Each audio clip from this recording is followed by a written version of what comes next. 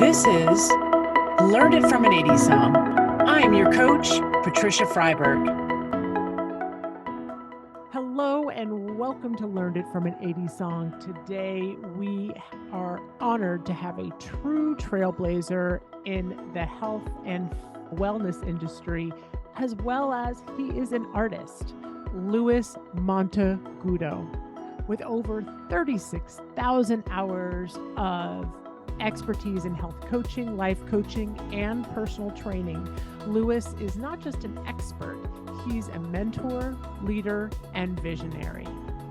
Luis has driven and raised over $40 million in health, wellness, and the fitness sectors, reshaping not only bodies, but also the financial landscape of the industry. What sets Luis apart is his unwavering belief in personalized education. His mission is to empower the next generation of health professionals to achieve success on their terms. It's about collecting the right tools, aligning with personal values, and setting individual goals as the ultimate metric. Now picture this. 2020, a year of unprecedented disruptions. Luis is faced with a moment where all cylinders were firing. A small medi-spa, a seamless managed fitness studio, and an art studio, all in one location, all wellness related. Then COVID hits, forcing a lockdown that halted those thriving practices. But Luis didn't yield to adversity. Instead, he immersed himself in family studies and launched a nonprofit art gallery turned for-profit venture. Online education became his lifeline, delving into extension courses from MIT like AI training, also the science of happiness at Yale. Welcome, Luis. It is such a pleasure to have you here on Learn It from an 80s Song. Thank you for being on the show. Yes, wonderful. Thank you so much for having me, Patricia. I'm excited. So I need to tell the audience just how we actually know each other. So Luis and I embarked on an 8-week journey together in a sustainable nutrition course and meal planning, nutrition planning through the Harvard extension program. And it's been really, I've learned so much in the program. Absolutely. Likewise. It's been like an amazing journey. And that's exactly what it is, a journey. Those 8 weeks, very surprising. Started off a little slowish, and you can see everybody's like interest and their excitement and like their passion, enthusiasm to get started. And they're like, oh, let's get moving, like, let's get into this. And then by the end of it, people are like, oh my God, this is ending. Exchanging information. It's fun.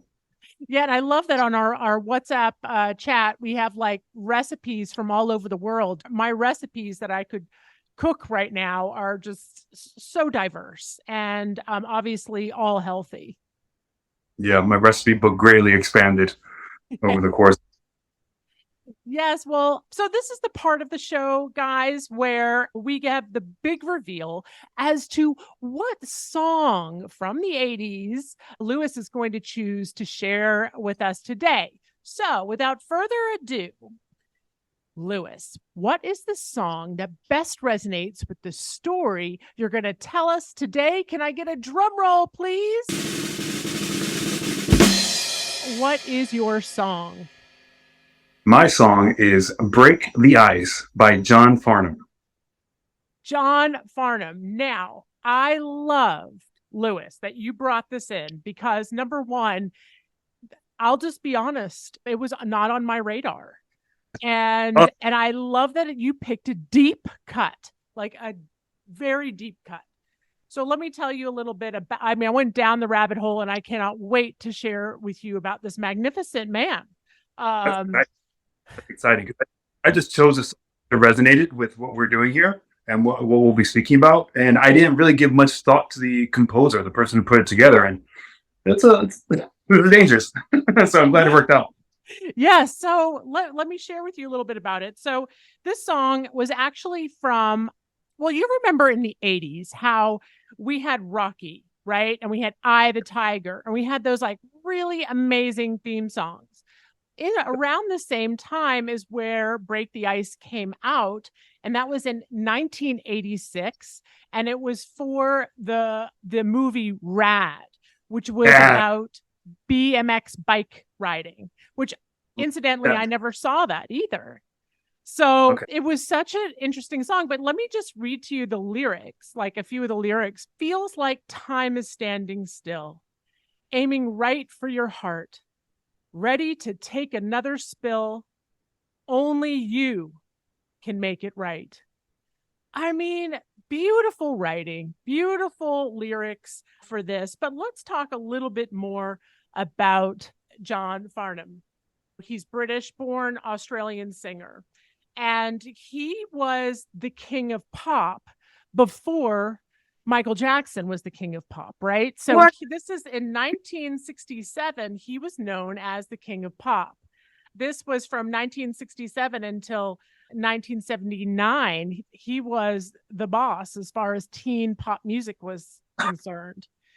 Wow. So really interesting, right? And that then he ended up joining in the 80s the Little River Band, which I had no idea. So he spent about 5 years with the Little River Band. And then that's when he started going off onto his solo as a solo artist. Oh. And his very first song that he came out with, which was, let me look it up. It was Sadie. And it was in the 1960s. So that was his first hit. And it was called Sadie the Cleaning Lady was his first song. So wow. When he went out on his solo adventure, his song Break the Ice obviously was from Whispering Jack, that album. And then within that was the song You're the Voice. So that ended up being not just really became his signature song, which really launched him. And it set the record for staying on the Australian charts for 25 weeks. 25 weeks, making it one of the longest charting songs in the country's history. Wow, that's amazing. Yeah. So it became an unplanned anthem where You're the Voice wasn't planned as a political anthem, but it's been the powerful lyrics. Actually, a lot of people started using this for social and political change, resonating strongly with audiences during the 1980s. So, yes, we have so much about him. He continued on in his career, and he sang with a lot with Olivia Newton-John, Tom Jones. So it's really endless. Like his career was so prolific. And I thought, well, this is cool because you and I are in this longevity course together and sustainability. And I'm thinking you picked an artist that has been prolific. And his impact on Australian music extends beyond the 80s. And he's referred to as a teen idol, but then he's been performing on and on throughout the ages. So really cool, really cool. Farnham had a total of four number one albums in the 80s, 4 number one albums. And it solidified his status as one of Australians' most successful and enduring artists of the decade. So he really, truly represents the 80s. Well done. Well done. That is so great. That's actually makes it more exciting. It is. Yeah. Wait till you hear. I want to talk about this last bit. He's alive today, and he is I believe he's in Australia with his wife and 2 kids. Oh, here it is. I'm looking for the data on this. We're totally going to contact John Farnham. We're totally going to connect with him. I'm not even to. We're doing it. We are. Well, we need to tag him at least. But what's so interesting is after a long lifetime of habit of smoking and drinking alcohol, he completely changed and stopped smoking and drinking, and because he ended up getting cancer. And just by making this change, he announced that his tumor had successfully been removed, And then on to the 23rd of August, 2023, exactly 1 year after his surgery for removing his tumor, Farnham released a statement saying that he was cancer-free. And so he had said, well, the last thing I'll say about this is Variety Australia published on the 5th of September, 2023, when he asked Farnham, will he tour again and release new material? His son said, anything's possible. I think he'd like to, and he can definitely still sing. So I think that's so sweet that his son said that, and that anything is possible. He could hit the road and be on tour again and continue that long career that he's had. It was interesting that you chose the song, and that just making small lifestyle changes, like we have learned in this program that you and I have been in, just very simple things can make big differences. And what an amazing thing that he quit drinking, quit smoking, and now is cancer-free. And I think it speaks volumes, because that must be a challenge, I imagine, to stop smoking after all of those years. Absolutely. I mean, for many people, changing the simplest thing is difficult. Imagine something habitual as those substances. It's quite the change. It's amazing. Yeah. It's amazing. Really uplifting story in his life story. It's so powerful. I love that. Thank you for sharing that. Well, thank you for picking such an amazing artist, and one that I've heard his music, but I didn't know who he was, and now I do, and it's pretty amazing. So thank you for allowing me to go down that rabbit hole.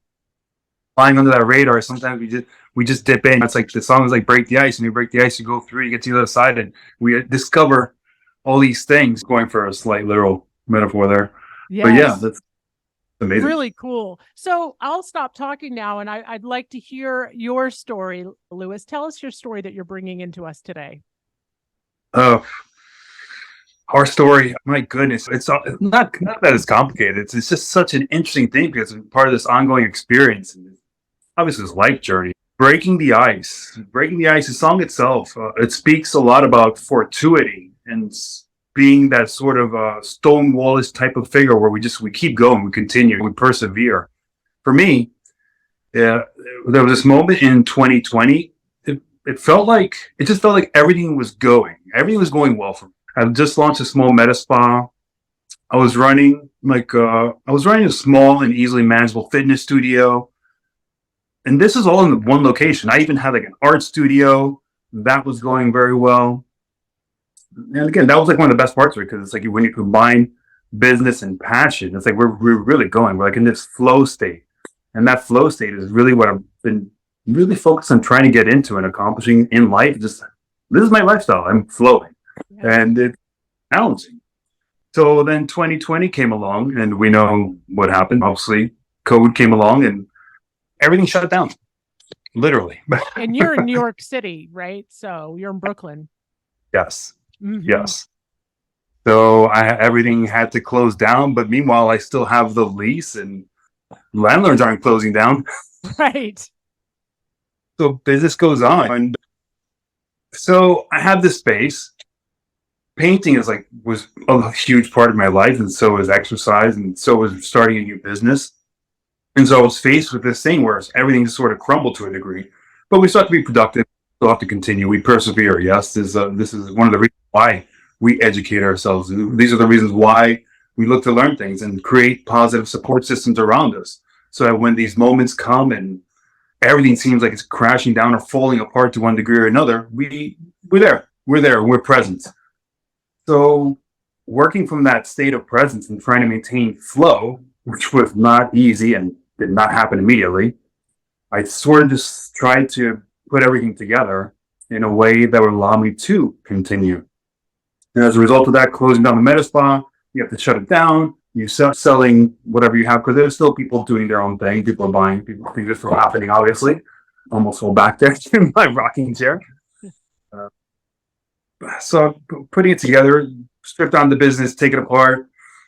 What I'm left with is basically a large gallery. It's just a large gallery. It's a large space. Nobody can come in. Everything's closed. But thank goodness for this digital sphere that we are living in. And what I was able to do was I did an online gallery for artists that are not really known. Because imagine, we go up to COVID, during COVID, we discovered the loneliness and all the negativity that loneliness can bring. Yes. So with not just focusing on myself, I thought about community, and I'm like, well, what about there's so many artists that they barely ever leave their studio, and they're as a result of that being so enmeshed and so intense into their work, they may not even ever get exposure. So I started just sort of like looking through this digital universe and going through social media and just finding things that interested me. Things I'm like, well, this isn't getting attention. Let's shine a little bit of light on this. And reaching out to some artists, and I'm a stranger in a strange land in a strange time, but I'm reaching out with something positive. And there were just so many people that were interested in participating and being part of it. I wound up calling it Gallery Space. I let people know it's business to a degree because it's called Gallery Space LLC, Yes. which is kind of, and so people just started participating, sending me stuff from all different parts of the world. Like literally, I had people from Brazil, people from various parts of Europe, South Central America, a few artists from Africa. And I could have gone on with it. I'm still doing it in very small bouts now. So talking to that aspect of loneliness, I wanted to take these people out of that zone. And we would have these little shows, and we would talk through video, and we would network, and a bunch of times there'll be a bunch of us in the same room, but it's on video, so we're not in the same room. And getting into that, and which has really led up to this moment now that we're in. So funny enough, now it's sort of easy. People are still taking for granted that we can get together whenever we want to, and they sort of forgot about that COVID. So with me, I like the idea of I'm maintaining that gallery aspect. It's a very small setting. And I'm going to continue doing it through the online portal because I think it's really like an interesting thing. So this is where the art perspective sort of comes in. I'm turning that concept of the gallery on its head. And it's like, no, let's not forget about what we've done. Like, we're going to maintain that goodwill. We're going to keep that going. And we're still having these little shows, and it becomes like, it's almost like a wellness focused experience to a degree, because it's artists, they know, for the most part, they know that their run is limited. They know that their exposure is extremely limited. They know that they're not competing with a marketing budget versus the other galleries and the other artists that are out there that have their teams or their parents support, whatever it is. It plays a big part. So I'm just curating these little aspects of life to bring people together for something bigger. Really cool. So this was just so amazing to me when we had communicated first on LinkedIn about this, and I was like, I need to know more about this. This is so interesting to me, and as an art therapist, but then also in my recent research on the arts and well-being, I thought this was so cool. And I loved that here you had this studio, you had a fitness studio, you had a Medi Spa, and this art gallery all in one, which to me makes perfect sense because it's like all aspects of wellness if you look at it. And the arts are science shows how therapeutic it is, not just to actually do the art, to actually make the art, but also art as consumption, meaning me going to a gallery or going to your gallery or meeting up even online, like having online experiences, online museums, etc. And I think having what you created is this community of artists during a really challenging time, because already it's isolating oftentimes for artists, but then yet you brought them all together, and to have them have everyone, I don't know, everyone coming together during a really challenging time, but then also then sharing the work together, and the fact that you're still today having that and having your own gallery space to support these artists, like you had said, that don't have the backing that a lot of artists may have. And so they get that exposure, and you're facilitating that. And that's amazing, just to have their work seen. Yeah, it's pretty great. It's actually, many moments have been powerful and moving in themselves, and just, you have this person and you can see it in their little expression and their energy that they are out of their usual habitat. They are not in their studio or in their art room. They are out. Art is also out in the world and is being seen, experienced, enjoyed, appreciated, spoken about. It's pretty cool. Really cool. Really cool. So, how do you find that this experience of really pivoting, like you did a huge pivot during that time, and it was so unfortunate for gyms? I mean, I know worked in a gym as well right before the pandemic. Given this experience that you had and the song choice that you have, what did you learn from this experience? What did I learn? That's such an interesting question because learning to me, and I think you're like this as well. I feel as though like we're always learning, and learning is just part of our life. So in a sense, I did have to pivot because everything was so different. It literally felt like everything was falling down. But it's almost like, what didn't I learn? It's like I threw myself into studying because there's so much time. I threw myself into my family, which I would say is something I had never really done before. And I learned a lot there. I learned a lot about myself. I learned about how to create support structures. And I think as a result of all this learning that happened quickly in real time, that's where the ability to learn how to run a nonprofit art gallery all of a sudden from going to just being a painter to like, oh, I would like to do a gallery, but I'm like, but let's do something where it's like immediately you see everybody starting to make their money, and they're like, oh, it's all superstar celebrities. Jump on my video and watch me DJ in my living room, and that's all cool. That's great. That serves such a large part of the community. Yes. But I just got into it. I mean, I learned about AI from MIT. I took classes at Yale on happiness and behavior and science of change. It's so much, but Yes. but in a sense, it really gave me the opportunity to let go of things that have been holding me back, and that Yes. was the idea of the attachment to what life was up until that point. So there was an freedom, and with that, the song really resonates because breaking the ice can allude to so many different things. But the way I look at it, the fortuity that is one of the strongholds of the song, in my opinion, Mm-hmm. that breaking the ice really happens because when you break the ice, it's like it can be a dangerous thing. There are things on the other side of that ice. It could be that cold water. It could be that cold water. Heaven forbid we fall into that cold water, right? Yes. But water is really just the potential failure, the possibility of failure, and we have to go through it. So letting go of that negative association and getting through to that other side, that's where perseverance comes in. And it gave me a chance to change perspective and just use so many tools that life had given me that I'd almost been taking for granted up until that point. Yeah. And it's funny you now say tools because I'm thinking about your strengths, and that'll be what we talk about next. But what an amazing story in utilization of the song as well, and your interpretation. I think it's really kind of speaks to kind of how we started with even the lyrics of the song that resonated with your story. And I think it was very brave of you to do that. A lot of courage. I'm already starting to talk about strength. So for those of you that might be new to this podcast, we talk about the VIA strengths, and these are 24 character strengths that everyone has in different ranking order. Everyone has different signature strengths that are unique to them, and these are your unique strengths that you show up in the world. And this was all created by Seligman and Peterson. And if you haven't taken your VIA strengths assessment yet, I highly recommend it because you do learn quite a bit about yourself in the process. And if it's okay with you, Lewis, could I share a couple of your strengths and reflect on your story a bit on how I spotted your strengths? Yes, for sure. Please. Thank you.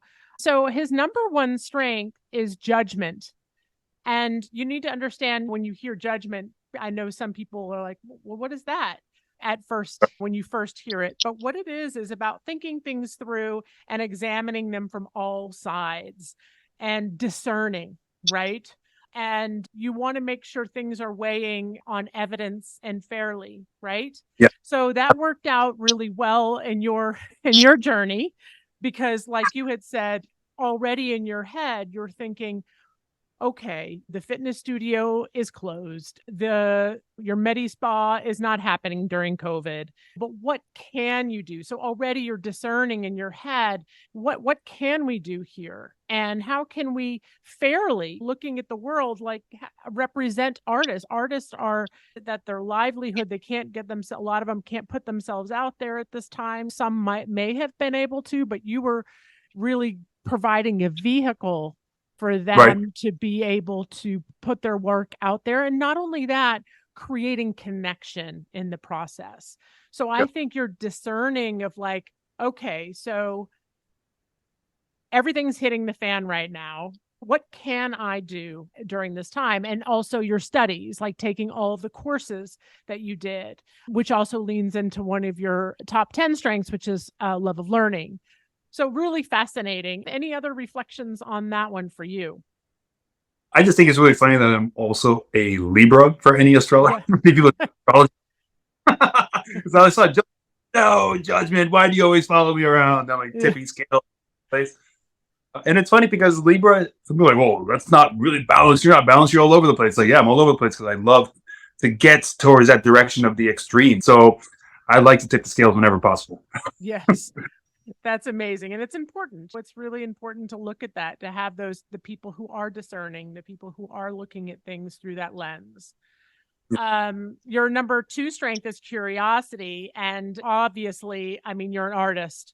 So curiosity is you're going to be leaning into that quite a bit in your work. And what's really cool about curiosity is that it's connected to intelligence, also life longevity, meaning, and good relationships and life engagement. So with curiosity, it's also associated with like love of learning is also, and creativity actually is correlated with curiosity as well. So, if we look through that lens of curiosity, and I feel like this in life in general, that's what you did. If we look through the lens of curiosity, almost like a child, in the sense that we can see problems not as problems at that point. We can look at them as like, I wonder if this, and what if this, and it makes the problem. And in your case, what the problem was the pandemic and your fields that you were in massively affected by it, all of them, right? So you leaned into curiosity, like, what if I make an art gallery? What if I make this online experience art gallery where people can all come together? What if? And then you turned a non-for-profit experience into a profit experience. Yep, that happened too. That happened. But that did happen, and it's tough because it wasn't the intention.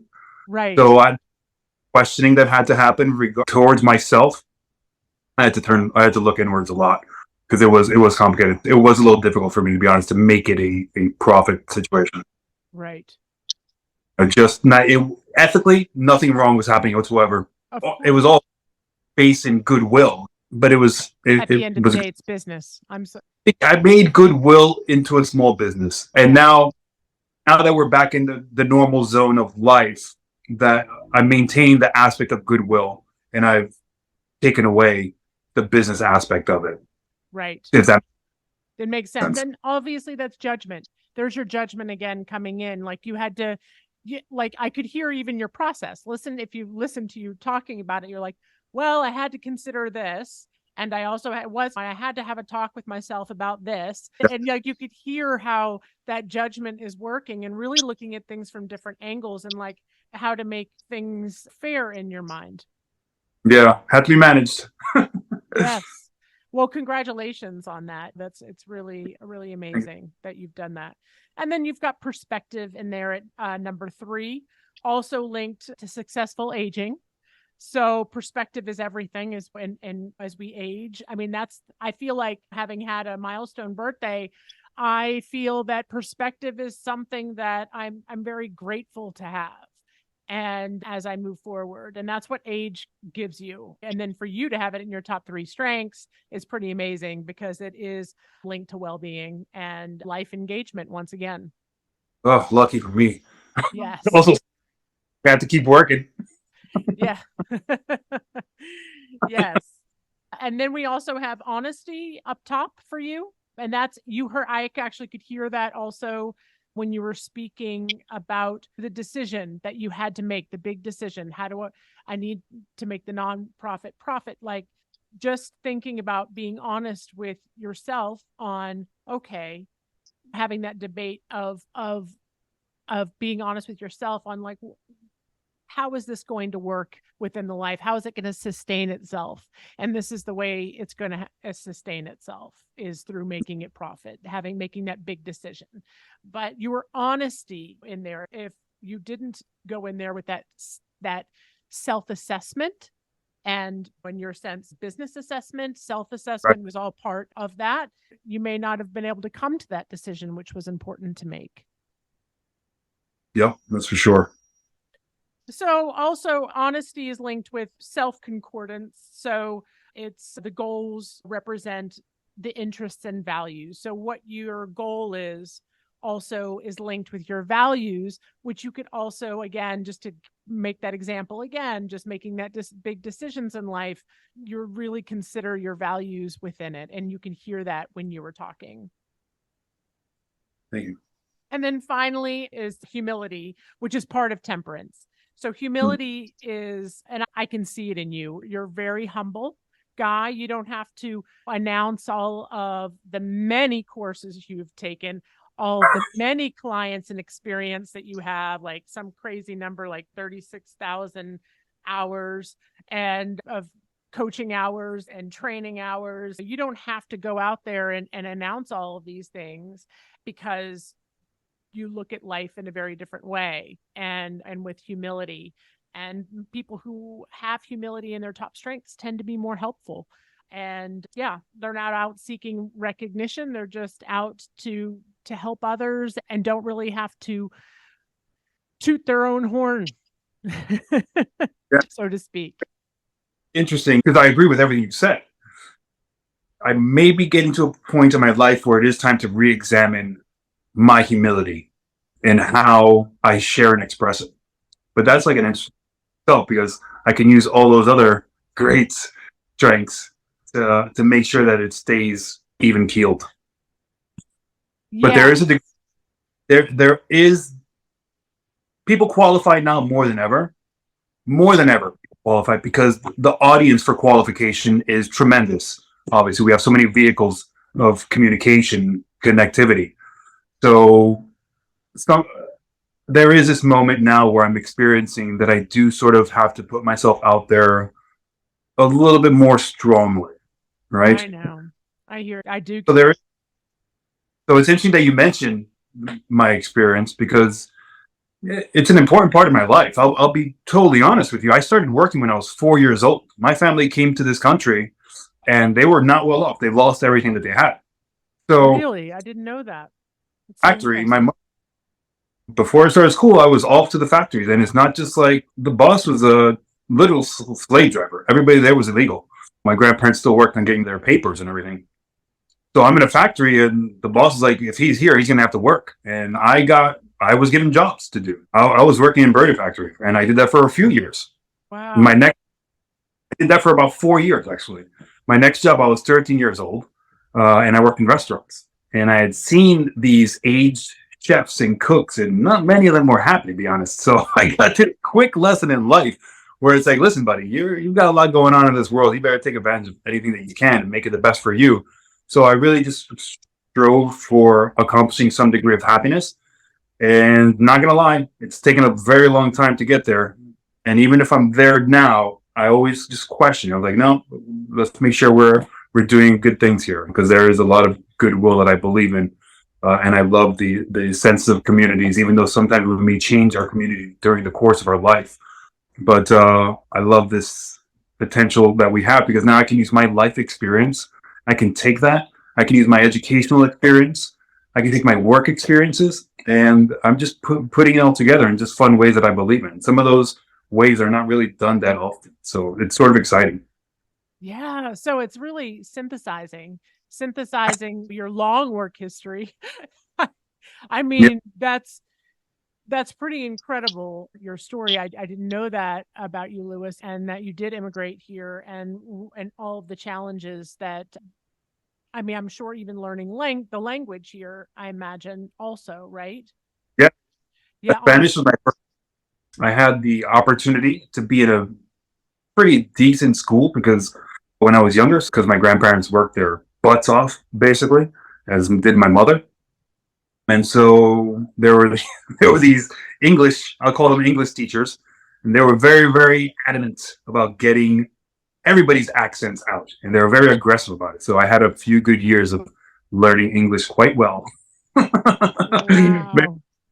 Abusive ways, perhaps, but hey, at that it's the '80s. That was how Right. people were motivated. Things were different, you know. Things were very different in the 80s. I agree. I went to Catholic school, so Very, things were there very were different in the rules. 80s. The nuns had rulers, and those rulers were not for measuring always. No, and books too. So yeah, it was not. Yes, we survived. We were here. We're here today, and we have a little grit because of it. We do have to take that moment to think about how we're serving others. And to be honest, that's something I've just wanted to carry with me for life through the things that I do. I think it's what got me into these fields. Yes. It's simple, you know. Well, and now you've got this amazing opportunity, if you don't mind me sharing, about how you are really going to be motivating teams and really using your strength of education to help motivate your team at Precision Nutrition. Yes, thank you. It's funny you mentioned that because to be honest, I'm so into our conversation, I've completely forgotten about it. I'm like, oh, she's going to talk about Yeah, it. what am I doing? Seriously, no, yeah, but working in health is going to be great. It will be one of the many hats I'm currently wearing, but I'm very excited to be wearing that one. It's a great group. Goodwill is a large part of that, but the greater well-being of society is actually one of their focal points in terms of what they endeavor. And Precision Health, it's actually a very small group of people. They're all wonderful and talented. I got the opportunity to work with them. Should I kind of speak to that? Is that okay? Sure, please do. Yeah. So obviously I'm in the medical wellness field. I'm into the coaching field. I was doing the personal training thing for a while. It was very rewarding, very fun, very enjoyable. And with maturity, with experience, I've had other opportunities to manage in the past, managing sales and things like this. So what I've been doing recently within the health and fitness field specifically is taking trainers that I've found one way or another. Sometimes they're just brought to me. Sometimes I find them recruiting. And I take these trainers, I see these people in front of me, and you can look at people and you see where and when they have potential and how we can get to that point and how to maximize that. So I've been taking these groups of trainers and really helping them ramp up, not just their business, really more so themselves. Because if I just speak to the business aspect of it, we lose the best part of the process, which is helping somebody achieve their higher level of self. Yeah. So I'm just taking them through the gamut, sort of. I've done that a few times for a few different businesses. I'll leave these particular names out just because they've already had a lot of my energy. But the last team I happened to work with was a team of about 12 trainers, and a lot of them were young. And when I say young, I don't just mean in age, I mean in terms of experience. But they had the right reasons for wanting to be in the field. So we look at certifications for personal trainers, and they're just kind of like generally based on like simplified sciences, which for me it's not enough.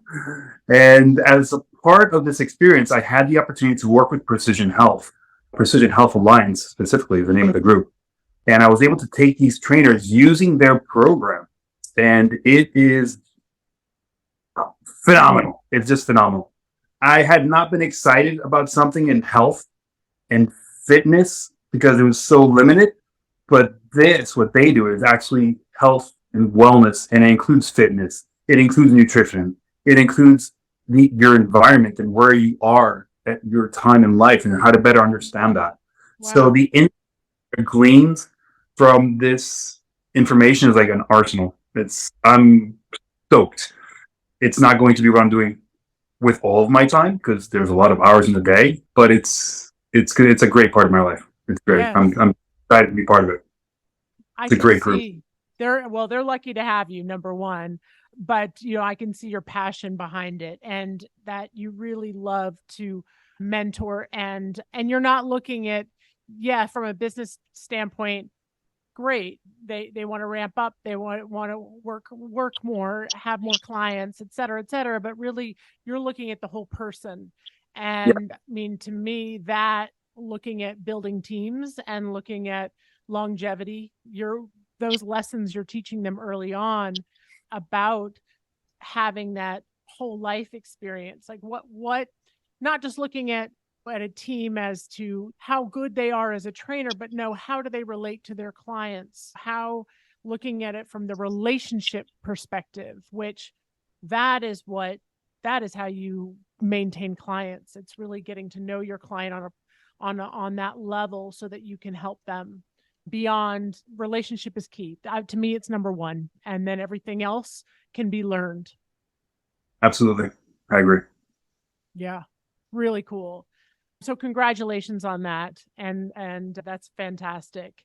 So if you had a key takeaway for our audience listening today, I love to give our audience an action item, like something that they can work on this week. What would be atop your list? Action item, key takeaway, something to work on. Well, I sort of have this thing in my mind that I like to do, and I'll often do it without speaking about it with other people. Yes. And it's sort of personal accounting, where it's like step outside for yourself for a second, or if you can't step outside of yourself, take a look in the mirror and just start to talk to yourself. If you're looking introspectively, what are the things that you're hearing? If you're talking to yourself, what are the things that you're saying? Part of the challenge in that mirror challenge is you actually have to talk. So when you start to talk and when you start to talk to yourself, you really have to believe what you're saying. You have to really come to terms with the person that you are at that point in time. So we get there. And then once we're there, that's where we can take an opportunity to decide what that work could be. What's the work that we need to do to get to the self that we want to talk to in the mirror? And that is a challenging thing. I'm actually going to challenge everybody to go ahead and go up to your mirror. Don't go in there with like a negative perspective or any framework or any intention. Just go to the mirror. Just look at yourself. What you see, that is you. And you are wonderful. Yes, this is true. If for some reason you do not feel like you're wonderful, start taking positive actions. Take some positive actions in your life. It could be get out of the house, go for a walk. It could be walk on the sunny side of the street. It could be read that book you've been wanting to read. It could be do that thing you've been saying it could be say that thing. No. Pause. It could be do that thing you've been wanting to do that you've been talking about but not doing. You can keep that in the end by working through. That's like a mindset right there. I'm fine with that. Yes, It's important to stay live and be honest and just work through. If we're going to take that moment and we stumble and we have everything has to stop, forget it. Forget it. Life is passing. Life is going. It's like, no. Stay in there. Stay in there. Let's keep it going. Right. exactly. So get in that mirror, talk to yourself, see, listen to what you're saying, listen to what's going on. And if everything's great, wonderful. That's a wonderful thing. Be happy. Express some gratitude for it. Take a moment to appreciate. But again, when so good things come up or fester or self-doubt comes in, whatever, you start looking at, I didn't know I had that pimple there. What's going on? You're distracted. Refocus. Yes. Focus in. Get in there. And notes afterwards. Love and if it. you want, talk to me about it. Let's talk about it. Absolutely. All right, guys, we have our marching orders for that. That's brilliant. We will do a little positive affirmations in the mirror, and if we're not feeling wonderful, we will take some action in our lives to boost those positive emotions. Love it. Love it. Love it. Nice. So, last part of the show. Well, before we get to the very end of the trends that we would love that we loved from the 80s. How do we best get a hold of you? So if people want to reach you to work with you, if they want to know more about what you're doing, what is the best way for our audience to get a hold of you? And this will be in the show notes as well.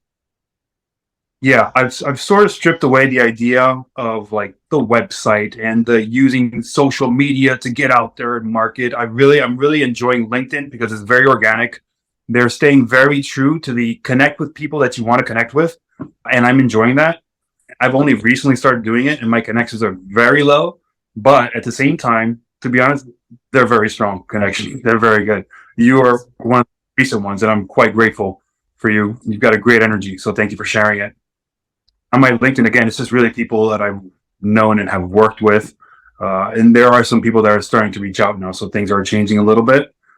But reason that things are changing and people are reaching out is we spoke about the precision health thing, which is great, but it's just a small part. The reason I'm partnering up with Precision Health is because I'm actually looking to I've already been offering and working with doctors. So I'm looking to mitigate the space between medical health and like wellness sort of zone, where a lot of people just go there and like they get their certificates and they just sort of like meander, and oftentimes we're not sure what to do or how to get people or how to communicate with people. Sometimes, honestly, just be honestly, some people just don't have enough life experience to give the true service. Right. So doctors to sort of help them, because one of the stories that I hear quite often is people who go to their doctor and they're just unsatisfied with the experience. Similar things happen with personal trainers, where like they deal with their clients and they're kind of dissatisfied with the experience because the client, they only have them for a short amount of time. So most trainers don't really have the skills to offer service or support to their clients when it comes to things outside of the gym. Yeah. So this is where I'm using the Precision Health Alliance team and everything that they have to offer, because I'm actually giving these trainers the new skills that they can have to learn how to coach people and learn about the different pillars in life and how they can help people apply those sort of lifestyles.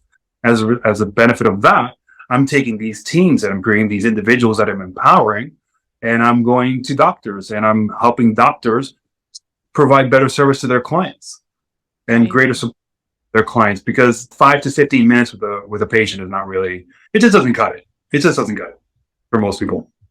And that's doctors lose clients, trainers lose clients. So we're putting some things together, making some exciting stuff. Love it. And I have to say that doctors and the way the medical field is right now, at least in the United States, because I don't actually see it, I see a very different situation here in Switzerland. I spend such an incredible amount of time with my doctor, and really, I was so shocked because he kept asking me more questions and really wanted to know like my whole life, like my whole everything that might be impacting my health. And I kind of like got antsy, like, don't you need me to rush out now because you've got another patient coming in? And it wasn't like that at all. And so I find it very different. I can't even tell you how different it is. And just living here in Switzerland, and really the doctors taking time. But in the US, the way things are structured, unfortunately, doctors don't have that time. And I think having the health and wellness coaching and people who do have the credibility to be able to help with lifestyle management and coaching and spending the time with them, I think that's a great partnership. And so I think that that's such a fantastic idea. And I think that we're going to see a lot more of this moving forward, just to support the doctors too. I mean, they are stretched, and I am married to a physician. So I definitely know the whole thing, the whole process from med school on, and having lived it with him. So they are stretched, and the way that the system is set up, and it'd be nice for them to have that support. Yeah, honestly, it's exciting, and we have to frame it that way. That we have to put that perspective out there. It is mostly just in the U.S. that the medical like this, the doctor-patient journey in the U.S. it's rather short and oftentimes short-lived. Being lucky enough to have traveled I also was able to see what doctors are like in other countries, and it's amazing. I went to this one dentist in Brazil, and it was like a 3 hour, it's like a 3 hour thing with a dentist, and that's just a dentist. I've experienced and sought out doctors in other areas for that experience, just to understand what it's like. And so, seeing the space, what it is like in the United States, it doesn't need to be that way. It doesn't. Right. Our entire population is technically a workforce. Let's work for some good. Absolutely. 100% agreed. So now's the part of the show. We know now that we can find Louis on LinkedIn, and it'll be in the show notes. Tell us a little bit about what your favorite 80s trends were. This is the part of the show where we get to talk about the 80s for a minute. The 80s, yes. Well, the 80s, I loved neon. Neon was a big thing. Neon has come back, so that's cool. I'm super happy about that. The glove, like sparkly Michael Jackson stuff. That was definitely I definitely had that thing going on for a while. That was unique. Yes, that was unique to that time. Yes. Yeah. Oh, I was all over that stuff. And that was your first 45, right? Was Thriller? Thriller was my first 45. Yes. That's how I can tell, like, how close we are in age with any guest that might come on, because it'll see, like, what is your first 45? And that really, I knew I was skewed a little bit earlier than you. So just by my Morning Train by Sheena Easton was my first 45.